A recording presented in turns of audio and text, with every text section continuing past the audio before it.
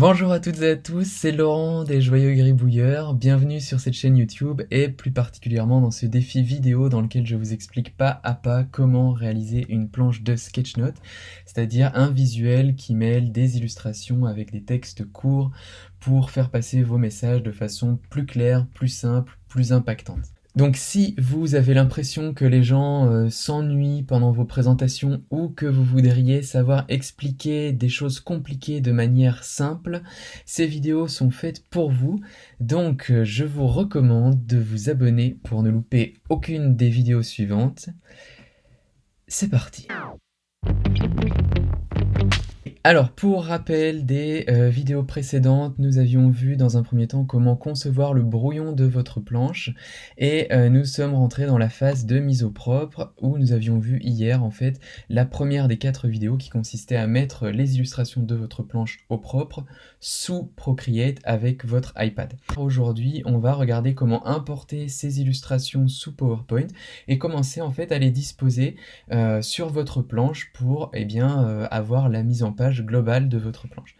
Donc si ça vous va, on va faire ça après le générique.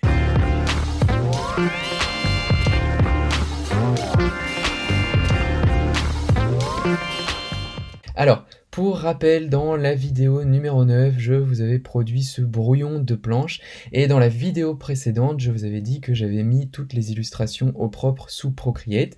Donc on va repartir de ce brouillon-là et des illustrations que j'ai pu faire au propre sous Procreate pour importer ces images dans PowerPoint et faire la découpe de tous ces petits éléments individuels et ensuite pouvoir les positionner sur une slide PowerPoint pour pouvoir commencer la mise en page. Donc on va faire du coup l'exemple en situation réelle pour cette planche-là.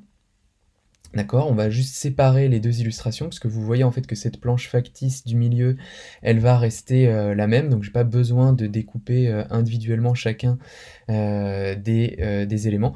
Par contre, je vais séparer ici le petit logo YouTube qui ira en fait ici sur le bandeau pour inciter les gens qui voient la planche à aller regarder mes vidéos. Donc, si ça vous va, on fait ça, mais juste avant, petit avertissement, je dois vous prévenir que j'ai considéré que vous saviez déjà utiliser PowerPoint, donc j'espère que je serai pas trop rapide, je vais quand même essayer de vous montrer progressivement les endroits où il faut aller, mais si je suis rapide, en fait, voilà, dites-vous que le but c'était pas de faire un tutoriel PowerPoint, mais plutôt de vous montrer les principales fonctionnalités que j'utilise, donc soyez pas trop surpris si ça va trop vite, j'espère que ça ira en tout cas. Allez, c'est parti. Je vais insérer en fait l'image qui contient, hop, ces deux illustrations là. Et alors en fait moi ce que je fais c'est que tout simplement je copie-colle l'image pour l'avoir en deux, d'accord? Comme ça je vais simplement ensuite rogner, donc je viens ici dans format de l'image et je rogne pour ne garder que les deux éléments. Donc le premier ça va être le logo YouTube, hop, une fois que je l'ai isolé je le mets là, et l'autre, donc toujours pareil, vous cliquez sur l'image, vous allez dans format de l'image, ensuite vous faites rogner, et comme ça, hop, vous rognez simplement ce deuxième élément. Voilà, donc ça c'est assez simple, comme ça vous avez hop, vos éléments que vous allez donc positionner, donc celui-là, hein, la slide factice, elle sera plus ou moins au milieu de la planche, on verra plus tard. En tout cas, vous avez là pu découper l'ensemble des éléments de votre planche. Donc le seul point qu'on a ici, c'est que si jamais je veux mettre mon logo YouTube, je sais pas, admettons ici, là, sur le fond rose, en fait vous avez le carré blanc qui fait pas très propre. Donc c'est pour ça que vous pouvez, alors après ça dépend de ce que vous voulez faire, mais vous pouvez tout à fait venir, donc toujours vous sélectionnez l'image, vous allez donc dans format de l'image, ensuite dans couleur, vous allez sélectionner couleur transparente, et vous allez venir cliquer sur la partie de l'image que vous voulez rendre transparente. Donc là notamment, je vais dire à PowerPoint que je voudrais que toute la zone en blanc deviennent transparentes. Et là, vous voyez que, hop, au final, même le triangle blanc du centre du logo est devenu transparent, mais hop, ça n'a pas forcément d'importance. En tout cas, toujours est-il que maintenant, si je veux superposer mon logo avec autre chose, et ben en fait je n'ai plus les bords blancs tout autour, et donc ça va me permettre de faire une mise en page plus propre. Si maintenant je veux garder le blanc sous le triangle, en fait ce que je vais faire, c'est que je vais tout simplement insérer ici un petit carré, hop, blanc, tac, je le remplis en blanc, j'enlève le contour, je le mets ici, et ensuite je vais dire, alors le carré blanc, un petit peu comme les calques sous Procreate, il est maintenant au-dessus de mon logo, donc je vais dire à PowerPoint de mettre mon logo ici au premier plan, donc pour ça je fais réorganiser premier plan, et vous voyez que comme ça j'ai les deux éléments avec le carré blanc en dessous, donc je vais, hop, les grouper, et comme ça vous voyez que maintenant, hop, j'ai gardé mon logo avec l'espace blanc au milieu, et je peux le mettre comme ça sur la bande rose. En tout cas, on ne voit plus ni le bandeau blanc autour, ni le fait que le triangle à l'intérieur du logo est transparent. Voilà, donc moi je vais le faire pour l'autre planche ici où il y a beaucoup plus d'éléments, donc c'est pour ça que je vais le faire en accéléré. Vous, je vous recommande, eh bien, à partir des illustrations que vous avez pu faire sous PowerPoint, de venir faire la même chose, donc découper individuellement chacun des éléments, et pourquoi pas enlever le fond blanc si ça s'avère pertinent pour vous. Ok, donc comme vous voyez, comme je vous disais, hein, je vous montre en accéléré ce que ça donne pour l'autre planche. J'ai découpé chacun des éléments individuellement, à chaque fois je découpe, je mets de côté, je déplace, éventuellement je peux rapetissir ou pas, mais bon c'est pas le sujet pour l'instant encore, donc je découpe. Je n'enlève pas le fond blanc non plus, puisque en fait je verrai en fonction des besoins. Ensuite je réorganise selon le brouillon de départ, je rapetissis pour que ça puisse correspondre à la mise en page du brouillon, et voilà. Alors voilà, donc le résultat avec l'ensemble des illustrations découpées. Tout ce que je vais faire maintenant, c'est que en reprenant mon brouillon, je vais simplement créer les cases de texte qui vont aller à côté de chacune des illustrations. Je vais mettre du coup pareil en fait le titre, un espèce de bandeau aussi, ou un cadre pour ici encourager les gens à aller voir mes vidéos YouTube.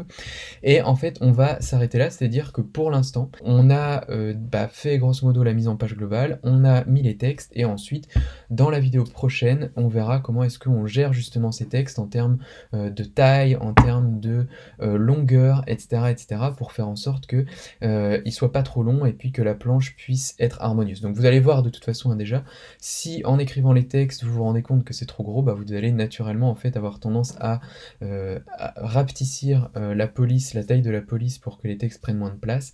Donc vous faites ça, et ensuite on verra le reste pour la prochaine vidéo. Ok, donc encore une fois je vous montre en accéléré ce que ça donne pour moi. J'ai simplement repris mon brouillon et recopié l'ensemble des textes, finalement mot pour mot. Au fur et à mesure vous voyez qu'en fait je repositionne quand même les éléments, puisque la longueur des textes fait que on se rend compte que c'est pas tenable, donc on réorganise un petit peu au fur et à mesure les éléments. On recopie tous les textes, et finalement, alors là, pour ceux les plus attentifs d'entre vous, voient que je suis allé chercher 2 pictos que j'avais par ailleurs, donc je les avais pas refaits sur iPad hier. En tout cas, je réorganise grosso modo le tout pour que ça tienne à peu près, et que on retrouve plus ou moins la mise en forme du brouillon tel que je l'avais fait au départ. Ok, alors voilà ce que ça donne, hein. Donc vous avez, donc j'ai repris le texte quasiment mot pour mot, je les ai mis ici, donc j'ai un petit peu réorganisé pour que ça colle au brouillon de départ, hein. Donc vous pouvez voir, c'est assez similaire, on retrouve les mêmes résultats, les mêmes éléments à peu près dans le même ordre. Par contre, ce que ça me permet d'identifier, c'est que certains textes vont poser problème. D'accord, et aussi finalement, bien sûr, hein, c'est ce qu'on se disait l'autre jour, mais c'est ce qu'on se disait en voyant le brouillon, mais forcément on va avoir aussi besoin de flèches pour guider le sens de lecture, parce que forcément quelqu'un qui prendrait cette planche comme ça, il aurait tendance à le lire de gauche à droite, alors que nous on aurait plutôt envie qu'il fasse ce parcours-là, et ensuite qu'il vienne ici. Donc on va voir comment est-ce qu'on fait tout ça demain. En tout cas, ici vous avez déjà un premier brouillon et une première idée de ce que pourra donner votre planche. C'est tout pour cette vidéo d'aujourd'hui, c'est déjà fini, donc pas grand chose, mais c'est une première étape qu'il faut faire avec vos illustrations ou avec votre brouillon de planche, suivre les étapes et commencer en fait à faire la composition. Si vous n'avez pas pu faire vos illustrations sous iPad, encore une fois, téléchargez mon guide, vous verrez comment à partir d'une photo de votre brouillon, brouillon, vous pourrez en fait faire la même chose que ce qu'on a fait là, c'est-à-dire vous pourrez découper les illustrations que vous avez faites et les mettre au propre, les nettoyer entre guillemets sous PowerPoint pour qu'elles rendent mieux. Et ensuite vous faites de la même façon que ce qu'on a fait là, en fait la composition globale, enfin la première composition globale de votre planche qu'on raffinera par la suite. Avant de partir toutefois, j'aimerais quand même remercier Johanna Lanier qui m'a envoyé son brouillon de planche pour que je puisse lui dire ce que j'en pensais. Donc tout d'abord, merci Johanna d'avoir fait ça, d'avoir déjà fait le brouillon et ensuite d'avoir osé me l'envoyer, donc c'est super sympa. D'autant plus que Johanna a accepté que je vous partage sa planche pour que tout le monde puisse profiter des retours que je peux faire dessus en direct. Donc ce que je vous propose avant de partir, c'est qu'on fasse ça, on regarde cette planche et que je la commente. C'est parti. Brouillon de planche de Johanna Lanier. Action. Alors, voilà la planche de Johanna avec le contexte qu'elle m'avait indiqué la première fois. Donc l'émetteur, ça c'est elle, cherche à présenter les différentes étapes du chantier 5S qu'il doit mener avec son équipe à son chef pour obtenir la validation. Le récepteur connaît le sujet. Donc pour tous ceux qui ne savent pas, les 5S c'est une méthodologie qui est alors principalement utilisée dans l'industrie, mais on a 5 étapes et l'idée c'est de transformer un espace de travail pour le rendre plus performant, donc ne plus avoir à chercher ses outils, savoir en fait tout de suite s'il nous manque quelque chose pour travailler, etc., etc. Et donc Johanna visiblement doit mener un tel chantier d'organisation sur une zone avec son équipe et elle veut faire une planche pour eh bien visiblement obtenir la validation de son chef avec pour un chef du coup qui connaît les 5S. Alors du coup ça c'est ce qu'elle m'avait dit la première fois, sauf que moi en fait je me suis dit ok, mais alors quel est le cœur du message? Et là du coup j'ai eu un petit peu de mal à comprendre parce que je me suis dit si son chef connaît déjà les 5S, faire une planche qui récapitule en fait la méthodologie, ça va pas forcément l'aider à avoir la validation. Et en plus de ça, vous voyez qu'ici, on avait en fait communication équipe. Donc moi, je me suis dit, en fait, c'est comme si, quelque part, l'intention, c'était pas d'obtenir la validation de son chef, mais c'était plutôt de faire adhérer l'équipe aux différentes étapes par lesquelles ils vont passer pendant ce chantier 5S. Donc voilà, donc du coup j'ai posé la question à Johanna et elle m'a dit en fait effectivement, sauf que la petite nuance c'est que mon chef fait partie de l'équipe et donc au final ça devient quelque chose comme ça, c'est-à-dire que l'intention c'est d'obtenir l'adhésion de l'équipe, le public cible c'est de l'équipe qui ne connaît pas les 5S à l'exception du chef qui fait partie de l'équipe et en fait le cœur du message, moi je pense, après du coup Johanna me redira, mais en fait je pense que c'est de montrer à travers cette planche, de montrer à l'équipe et à son chef, à Johanna, que le chantier 5S va être pertinent pour répondre à leurs problématiques, cette problématique étant en fait indiquée ici, c'est-à-dire qu'ils perdent 1 heure de temps à chaque fois qu'ils doivent nettoyer, donc j'imagine un de leurs équipements. En tout cas, donc voilà, donc c'est un bon essai, Johanna, mais donc il faut bien faire attention, et ça on n'est jamais assez rigoureux là-dessus, de bien définir en fait quel est notre public cible et quelle est notre intention. On va pas... En fait, il faut quelque chose en plus pour obtenir la validation de son chef s'il connaît les 5S. Ça sert à rien de lui redécrire les étapes avec la méthodologie à suivre, si jamais en fait il la connaît déjà. Il faut quelque chose en plus pour obtenir la validation. Et donc réfléchissez vraiment bien en amont à vous poser la question à qui est-ce que je m'adresse, dans quel but et quel est le cœur du message que je veux faire passer. Et donc moi si j'étais toi Johanna, ce que je ferais c'est que eh bien je développerais un petit peu plus cette idée-là du problème qui se pose au départ, en disant en fait vous vous rendez compte ça nous prend 1 heure de temps perdu à chaque nettoyage de l'équipement avant de pouvoir commencer, donc c'est un vrai problème. Ce qu'on vous propose c'est de passer par telle étape pour pouvoir en fait réduire ce temps et à la fin, eh bien vous savez quoi, donc là ce qui est marqué, mesure de l'efficacité, eh bien on fera à la fin le bilan, ce sera notre dernière étape pour voir si effectivement passer à travers toute cette méthodologie nous aura aidé à réduire ce temps perdu. Voilà, donc en tout cas, bravo à toi Johanna pour l'essai. Moi ce que j'ai particulièrement apprécié dans ta planche aussi, ça a été la petite frise chronologique en bas pour indiquer grosso modo quand va se passer quelle étape, plus aussi eh bien en fait le sens de lecture vraiment intuitif et bien indiqué avec la flèche que tu as utilisée, qui fait qu'en fait on arrive vraiment rapidement à comprendre comment est-ce que la planche se lit. Voilà, donc j'espère que le commentaire de cette planche vous aura plu. Si oui, en fait, je vais vous mettre un sondage dans la vidéo. Enfin, je vais essayer de le faire pour que vous puissiez m'indiquer si oui ou non vous auriez envie que j'en fasse d'autres, parce que je pourrais consacrer des vidéos exprès sur le sujet. Donc répondez au sondage, ou alors si jamais vous voyez que j'ai pas réussi à faire le sondage, vous me le marquez simplement dans les commentaires, et ensuite on verra comment est-ce que vous pouvez m'envoyer vos planches et comment est-ce que je ferai des vidéos à partir de ça. Voilà, donc cette fois c'est vraiment la fin de cette vidéo d'aujourd'hui. J'espère qu'elle vous aura plu. Si c'est le cas, mettez un pouce bleu et partagez-la à toutes les personnes que vous connaissez et qui seraient susceptibles d'être intéressées. Merci encore à toutes et à tous pour vos commentaires sur les vidéos précédentes. Ça fait vraiment toujours plaisir. Merci aussi tout particulièrement à Leila Beck pour la question qu'elle m'a posée. En gros, la question c'était: est-ce qu'il vaut mieux faire toute la mise en page de sa planche directement sous Procreate, ou alors est-ce qu'il vaut mieux faire comme je vous propose, à savoir faire juste les illustrations sous Procreate et ensuite finir la mise en page sous PowerPoint. Voilà, moi en fait je vous dis de faire comme ça, donc juste les illustrations sur iPad et ensuite la mise en page sous PowerPoint, parce que c'est ce que je préfère et je trouve ça plus flexible. En fait, pour moi, Procreate c'est super pour dessiner, par contre pour mettre en page c'est compliqué.